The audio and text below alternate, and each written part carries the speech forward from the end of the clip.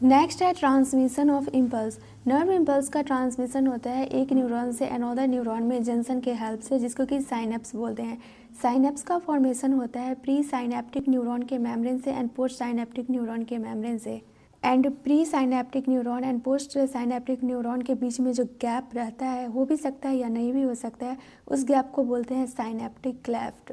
2 types का synapse होता है, electrical synapse and chemical synapse.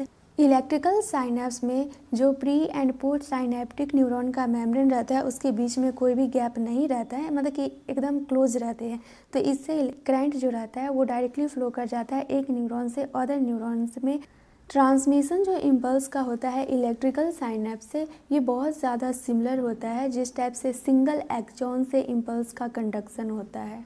Impulse का जो ट्रांसमिशन होता है इलेक्ट्रिकल साइनेप्स से, ये बहुत ज़्यादा फास्टर रहता है compare to chemical synapse. Electrical synapse rare होता है हमारे बॉडी में। केमिकल साइनेप्स में न्यूरोट्रांसमीटर इन्वॉल्व रहता है इम्पल्स के ट्रांसमिशन में। एक्सॉन का जो टर्मिनल इन रहता है वहाँ पे वेसिकल प्रेजेंट रहता है एंड उस वेसिकल्स में प्रेजेंट रहता है न्यूरोट्रांसमीटर। जब एक्शन पोटेंशियल जनरेट होता है एक्सॉन के टर्मिनल में, एक्शन पोटेंशियल मतलब डीपोलराइजेशन कंडीशन अराइज होता है, तो ये एस्टिमुलेट कर देता है साइनेप्टिक वेसिकल्स के मोमेंट को। ये जो साइनेप्टिक वेसिकल्स है ये फ्यूज़ कर जाता है प्लाज्मा मेम्ब्रेन से एंड रिलीज कर देता है न्यूरोट्रांसमीटर को साइनेप्टिक क्लेफ्ट में।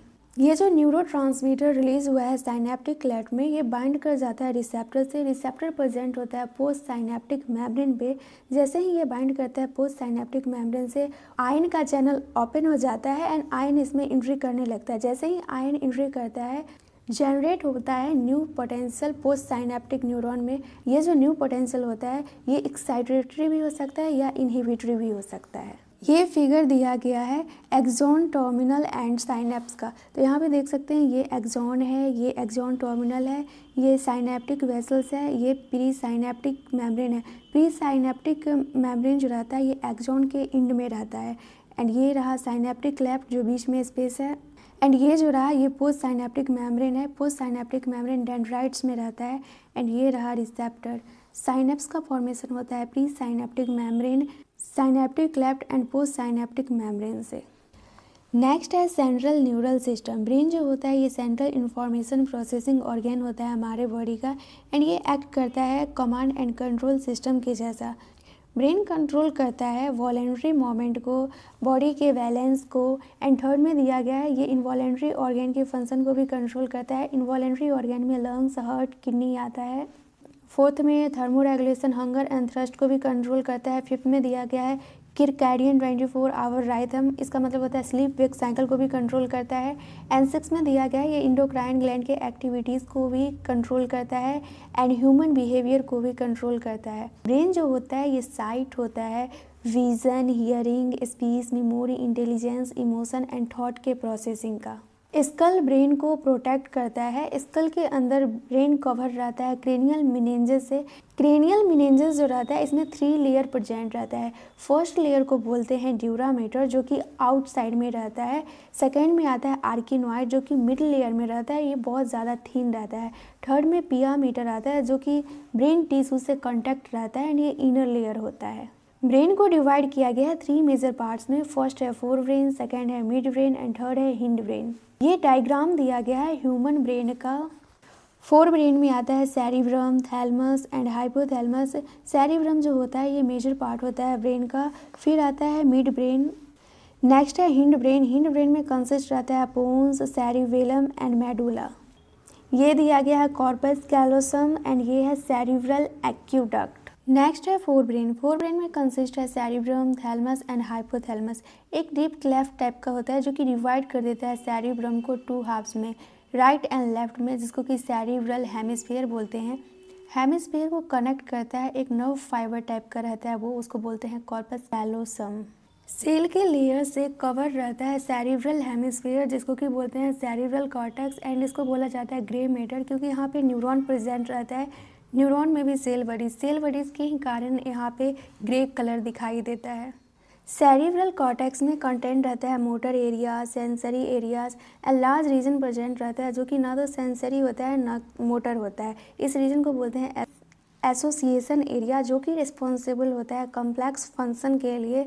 एग्जाम्पल में intersensory association, memory and communication. Fibre का ट्रैक कवर रहता है माइलिन शीथ से जो कि प्रेजेंट रहता है सेरिब्रल हेमिस्फीयर के इनर पार्ट में और इसके वजह से वाइट कलर दिखाई देता है जिसको कि वाइट मैटर बोलते हैं। कलर में हमें सिंपल याद रखना है कि माइलिन शीथ रहेगा तो वाइट कलर होगा एंड सेल बॉडी जो न्यूरॉन का रहेगा उसकी वजह से ग्रे कलर दिखाई देगा। सेरिब्रम जिस स्ट्रक्चर को रैप करता है उसको थैलमस बोलते हैं। ये मेजर कोऑर्डिनेटिंग सेंटर होता है सेंसरी एंड मोटर सिग्नल का।